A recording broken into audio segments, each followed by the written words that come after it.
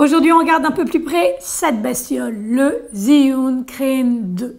Si vous désirez vous procurer le matériel, vous avez le lien dans la description de la vidéo avec des codes promo, donc n'hésitez pas à en profiter. Salut les amis, bienvenue sur la chaîne tuto un petit peu spécial aujourd'hui puisqu'on va s'intéresser au stabilisateur de Zhiyun, le Crane 2. C'est un stabilisateur 3 axes pour vos caméras numériques qui vous permet de faire des mouvements en marchant, en courant d'une manière super stable sans avoir à transporter ces énormes attirails comme vous pouvez voir apparaître sur votre écran, qui sont en général utilisés dans les longs métrages ou lorsque vous êtes un pro pour faire des films fluides. Ça fait déjà un petit bout de temps qu'on trouve ce stabilisateur sur le marché et il est encore aujourd'hui un des meilleurs stabilisateurs dans son genre. On attend évidemment le Ronin S de DJI pour pouvoir jouer un petit peu avec et voir ce que ça donne en pratique. Aujourd'hui rapidement on va voir comment il se présente, comment on le calibre, les rushs qu'on peut faire avec, quelques techniques d'utilisation et les points positifs ainsi que les points négatifs.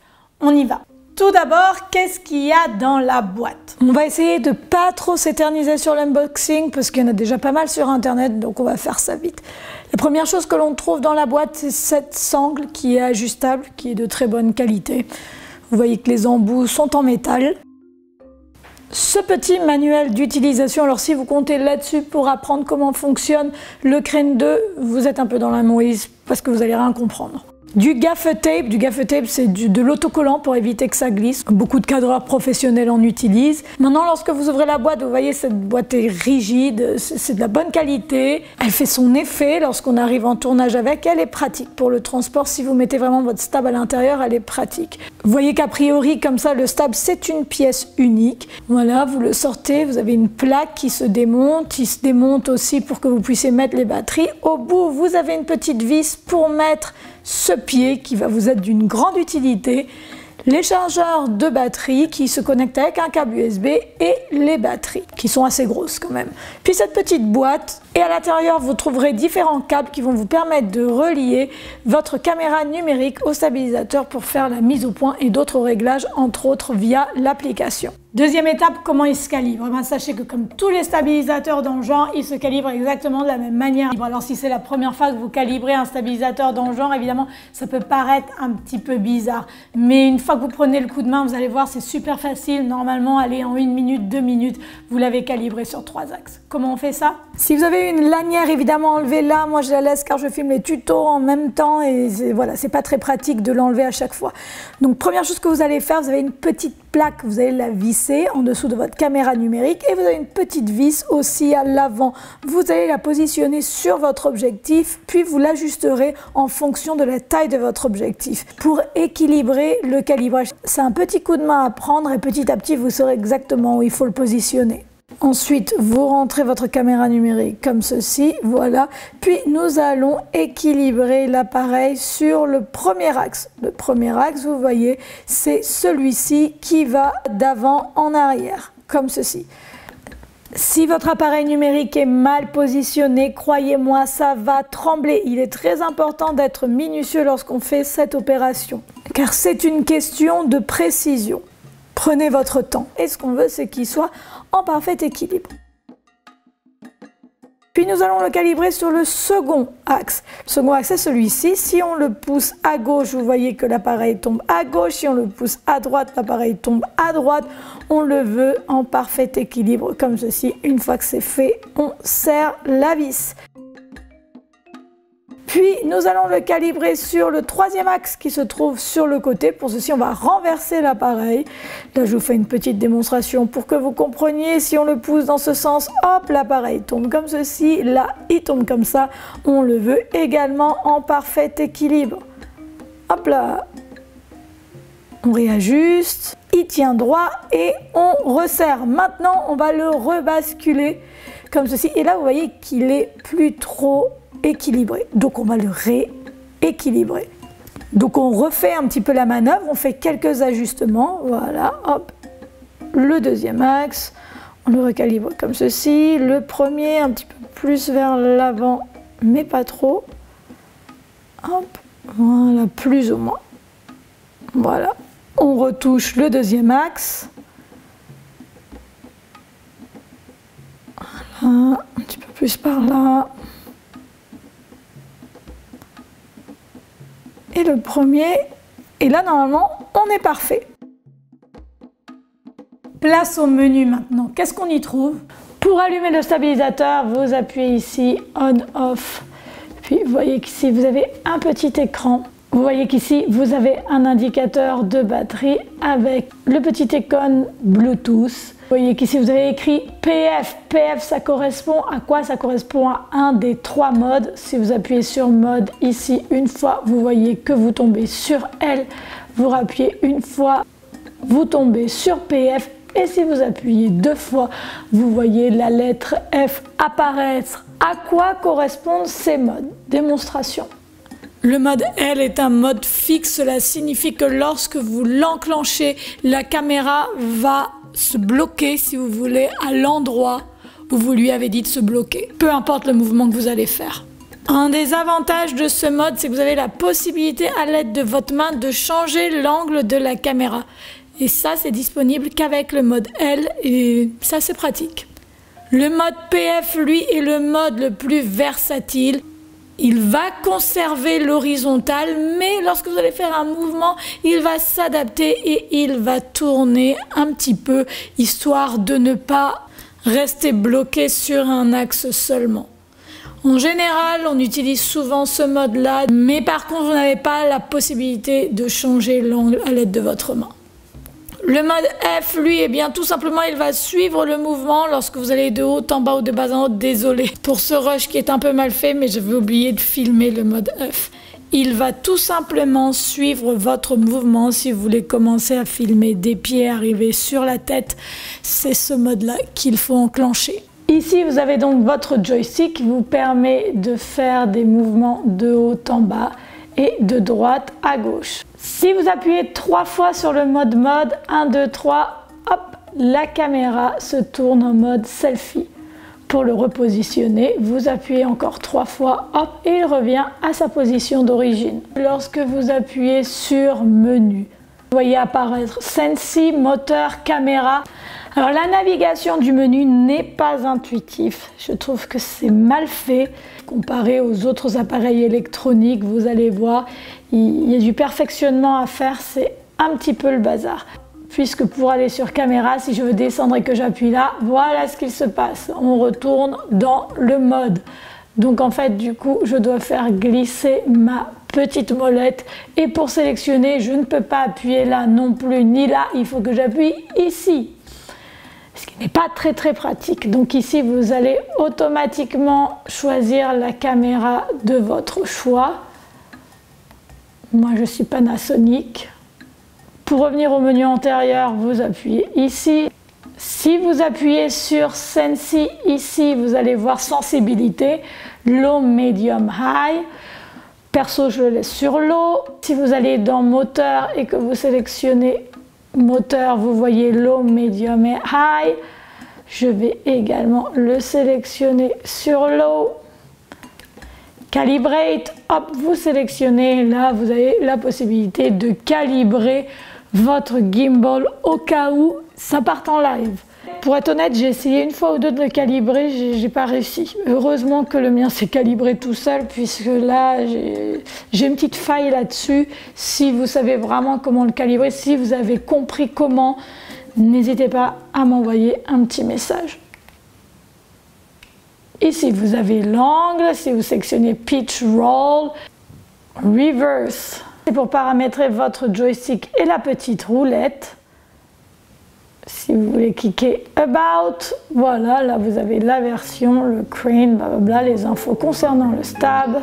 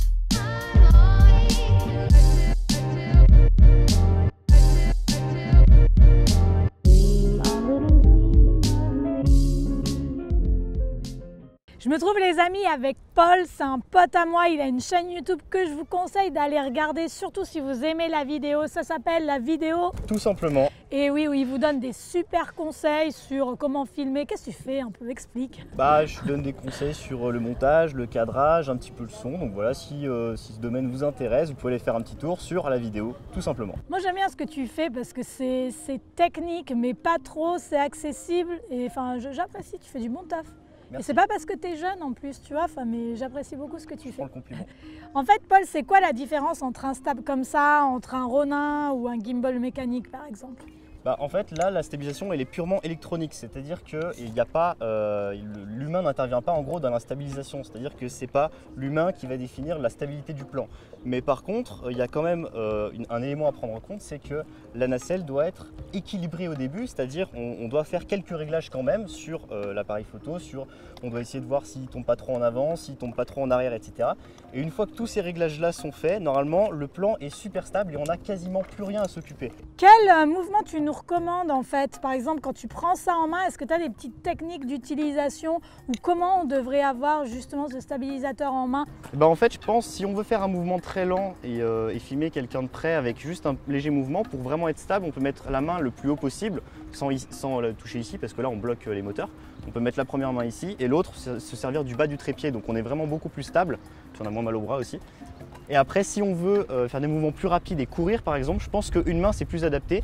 Et l'idée c'est que quand on court, on peut amortir comme ça les mouvements avec notre bras sans faire comme ça. Parce que là, on sentirait un peu les mouvements dans l'image. Donc ça peut donner ça.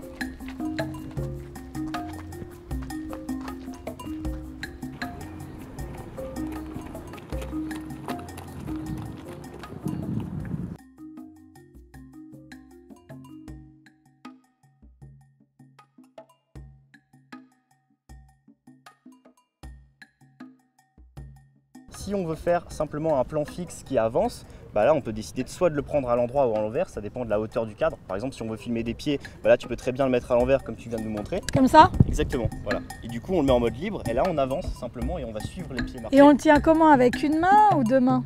Bah, ça c'est toi qui vois, mais Moi j'aime bien le tenir à une main pense quand que il est comme mieux ça. à une main parce qu'avec l'autre main, Justement, quand on marche, on équilibre le reste voilà. du corps, donc je pense que c'est plus logique.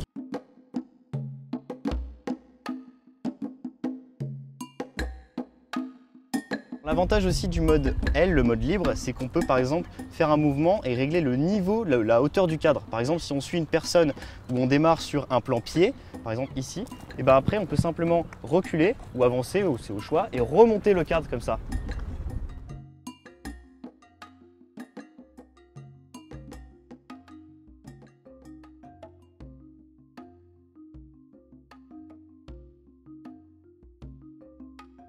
Parlons maintenant des points positifs. Et bien évidemment, le premier point positif qu'on a, c'est directement ici, depuis le manche, on peut enregistrer, commencer à enregistrer et arrêter sans avoir évidemment à appuyer sur la caméra. Déjà, ça c'est top.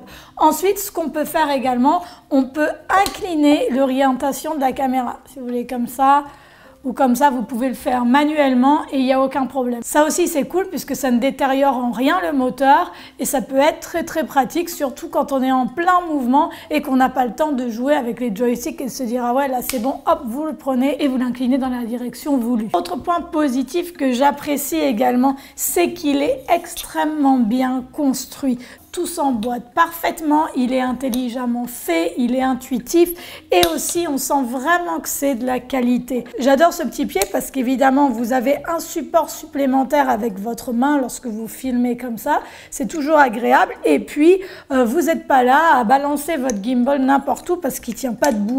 Donc là tout simplement vous ouvrez le pied et vous le mettez là où vous désirez. Si vous voulez faire un timelapse par exemple, perso j'enlève ce pied très rarement, j'enlève seulement quand je veux le ranger dans la boîte. Ce qui n'est pas souvent le cas non plus. En parlant de la boîte, eh bien oui, c'est une boîte de qualité également. Elle est facile à transporter, elle est bien faite et elle fait surtout professionnelle lorsque vous arrivez par exemple sur un tournage. Franchement, ils ont bien fait ça et ils n'ont pas lésiné sur la qualité. Autre particularité du Zhiyun Crane 2, c'est cette petite roulette qui vous permet, lorsque vous l'utilisez avec des caméras numériques Canon, de faire une mise au point et de bouger le point de focus. Alors quand il est sorti, on pensait qu'avec les prochaines mises à jour, on serait capable de faire la mise au point avec d'autres caméras numériques, mais c'est toujours pas le cas. Là par exemple, moi je suis sur Panasonic et j'arrive toujours pas à faire la mise au point avec ça. Je pense que c'est super utile au lieu d'avoir à toucher l'objectif ou l'écran. Si vous avez un écran tactile pour faire la mise au point, c'est vrai que ça doit solutionner quand même pas mal de problèmes. Dommage qu'il soit pas encore disponible sur Sony ou sur Panasonic par exemple. Et un des gros points positifs également de ce stab, c'est qu'il a une capacité à supporter le poids supérieur aux autres stabs dans le genre, ce que je crois qu'il supporte aux alentours de 1,8 kg, ce qui est énorme pour un stab comme ça. Et quand on est dans la vidéo, on sait très bien que les caméras et que la technologie évolue tellement vite qu'aujourd'hui, on est peut-être sur Sony, demain on sera peut-être sur Canon et on va avoir d'autres objectifs. Du coup, si vous avez un stab comme ça qui supporte par exemple, je sais pas moi, que 1 kg et qu'ensuite vous achetez du matériel qui pèse plus lourd,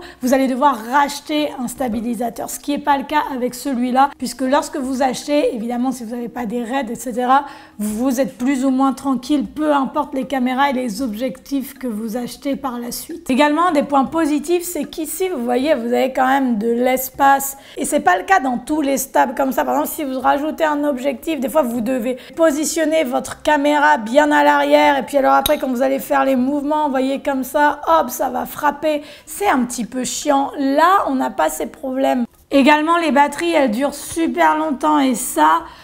enfin, si vous filmez avec 2 ou 3 heures par jour, vous n'avez pas rechargé vos batteries pendant 3-4 jours. Les points négatifs maintenant, eh bien évidemment, il n'est pas léger. Et c'est vrai que pour les voyageurs, par exemple, chaque gramme compte. Alors quand vous avez ça dans votre sac, je ne sais pas vraiment combien ça pèse plus la caméra, mais on est bien à 2 kilos. Et puis lorsque vous êtes en voyage, vous êtes limité niveau poids, ou lorsque vous allez en rando, plus vous montez et plus ça pèse lourd. Donc c'est peut-être pas le stabilisateur idéal pour les voyageurs. Il est certainement plus idéal pour les filmmakers. Deuxième point négatif, et ça évidemment c'est pas vraiment spécifique du Crane 2, mais de tous les stabilisateurs comme ceci, c'est que perso, moi je trouve ça un peu chiant à calibrer, c'est-à-dire que par exemple si j'arrive en tournage, c'est pas boum, je sors ma caméra, je filme, non c'est boum. Je sors, j'installe. Si jamais je veux changer l'objet, il faut que je recalibre. Et puis, bon, il suffit que je sois mal luné. Et puis, j'y arrive pas du premier coup. Et puis, ça m'énerve. Et puis, il faut connecter le petit câble. Je pense que ces systèmes, personnellement, ne sont pas au top de la modernité encore, même s'ils ont leur sens pratique. Mais c'est tout un processus pour commencer à filmer. Et c'est pas toujours évident, surtout lorsque vous voulez avoir de temps en temps du spontané. On sait tous que le spontané, c'est aussi très, très important lorsque l'on fait des films. Donc perso, moi je me trimballe pas souvent avec ce genre de stabilisateur puisque ma manière de filmer est plus spontanée et ça ne me correspond pas tout le temps compte tenu du processus de mise en route. Mais je sais que pour certains, ça convient très très bien. Il y a de tout sur le marché, il y en a pour tous les goûts et pour toutes les manières de filmer également. Ensuite, je trouve le système de navigation et le menu un peu chiant et pas toujours intuitif. Bon, le fait aussi qu'on ne puisse pas faire la mise au point avec d'autres appareils que Canon, bon bah ça craint un peu, ce serait bien que ça soit mis au goût du jour. Alors je ne sais pas si tous les gens qui ont fait cet essai ont eu les mêmes problèmes que moi, mais lorsque j'utilise un pancake, c'est-à-dire un petit objectif comme ceci, le stabilisateur tremble et tremble et tremble. Et perso, j'ai remarqué qu'il fallait des objectifs un peu plus gros pour que la caméra soit bien stabilisée. Et admettons que votre appareil ou que votre objectif soit trop lourd, vos rushs vont être ce qu'on appelle shaky, c'est-à-dire vous allez avoir des sautes dans l'image. Donc vraiment faites très très attention au calibrage encore une fois. Chose aussi pas très pratique, c'est que le mode d'emploi, franchement, il n'est pas génial. On manque beaucoup d'informations au sujet du Crane 2. Donc je vous conseille d'aller voir des tutos en ligne, mais bon, à part ça, on ne sait pas vraiment comment il fonctionne. Et il manque vraiment de la documentation à ce sujet. Pour conclure, je pense que c'est un très bon investissement pour les filmmakers. Pour les autres qui n'ont jamais utilisé de stabilisateur dans ce genre, je vous conseille avant d'acheter du matériel, évidemment de le tester avant, de l'avoir entre les mains. Puisque pour certaines personnes, des stabilisateurs comme le Zhiyun Crane 2, ça va leur convenir totalement. Et puis pour d'autres, ça va leur sembler un petit peu bizarre, difficile à manier. Donc mon conseil, c'est de tester le matériel avant de l'acheter. Mais sachez que le Zhiyun Crane 2 est un des meilleurs stabilisateurs du genre sur le marché et c'est vraiment de la bonne cam, c'est du costaud et vous aurez des résultats à la hauteur, j'en ai vraiment aucun doute. Merci les amis d'être si nombreux à me suivre sur la chaîne. Vous pouvez également me suivre sur les réseaux sociaux, Instagram, Facebook et le site web entre autres. Et moi je vous dis à très bientôt pour une nouvelle vidéo. Bye!